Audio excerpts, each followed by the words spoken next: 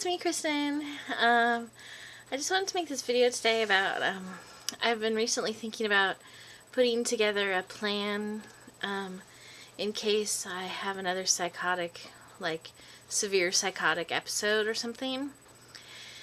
And, well, because I was talking about this with my friend Brandalina, the other day, and, mostly I've been, like, my parents wanted me to do this a long time ago, and now they're not trying to make me do it or anything, but I always refused to make a plan in case of emergency because I didn't want to give up my rights, be carted away to the psych ward, but, now I'm thinking it might not be a bad idea to put in writing that if I become psychotic, then I will allow other people to, like my doctor and my parents, to put me in the hospital because I get to the point where I'm so psychotic that I can't make good decisions for myself, and I always refuse to go into the hospital. Like in the past, I've always refused to go in the hospital, and it's kind of a problem because in the United States, at least, or around here, you can't really be held against your will for more than like 72 hours unless you're a danger to yourself or others. And you can't even really get put in the hospital unless you're a danger to yourself or others. I think they also include if you're gravely disabled, which I have been in the past, and that's how they've gotten to hold me. But there have been times when I definitely needed care and I needed to be in the hospital, and I was not put in the hospital because they couldn't legally put me there. And if I had had a plan in place that says, if I am so gravely disabled that I can't make decisions for myself, then I can be put in the hospital.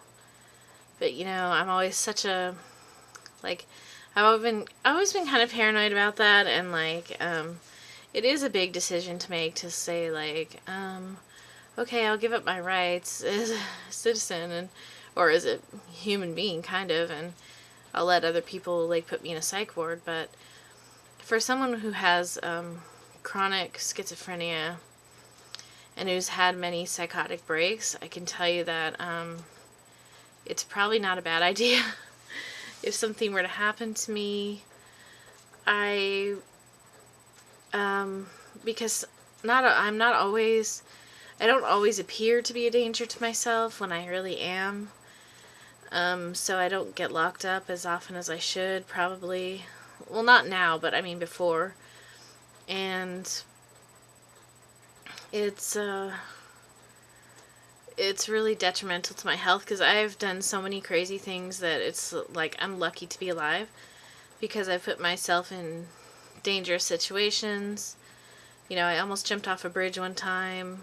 I drove on the freeway like at 115 miles an hour, swerving in between cars, and just like a lot of different crazy dangerous things when I get psychotic. And those are just a couple, but and I disappear a lot, and a couple times I thought I was homeless, and so I'd like disappear onto the streets and just wander around, which is not exactly safe to do, so I'm still thinking about doing this, like putting a plan in place to just, like, say my doctor and my parents have permission to hospitalize me if I need to be hospitalized, or somehow, I don't know how it would be worded. I'd have to go through an attorney probably, I'm not really sure. Not that I plan on being psychotic, but when I am psychotic, I'm not really a good decision maker because I'm very paranoid when I'm psychotic, and I don't trust anyone, not even, doctors or police or anything. I know people don't trust people, but, it's an extreme distrust that makes me go, it's really crazy. But anyway, yeah, so I've just been thinking about doing that. It would be a big step for me because I've always fought so hard against that kind of thing, but now, you know, that I've been through so much, and so many times I could have been helped a lot better if I could have been in the hospital, you know, instead of wandering around the streets like crazy.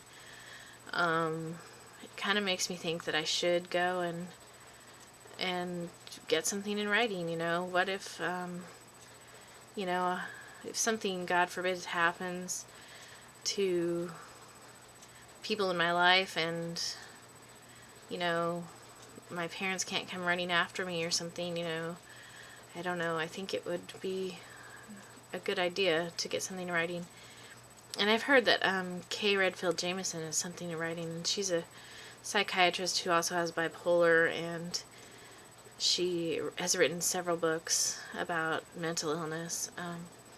So anyway, I thought I'd bring that up for discussion. I know it's like a huge civil rights issue that a lot of people don't even believe in forced hospitalization under any circumstances, but I believe that hospitalization has definitely saved my life on many different occasions, so I can't really say that I'm not against forced hospitalization, actually, because I don't, you know, it's not like, okay, we seriously are not living in the Soviet Union in, like, the 1950s or whatever, you know, it's not, I'm sure it can be abused, but it's so difficult to get people into treatment when they are in dire need of it so much of the time that, a lot of time, it's, you know, it is scary being taken against your will, but, like, sometimes your will is a bad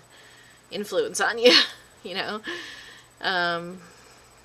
So anyway, guess that's it for now. Talk to you guys later. Bye!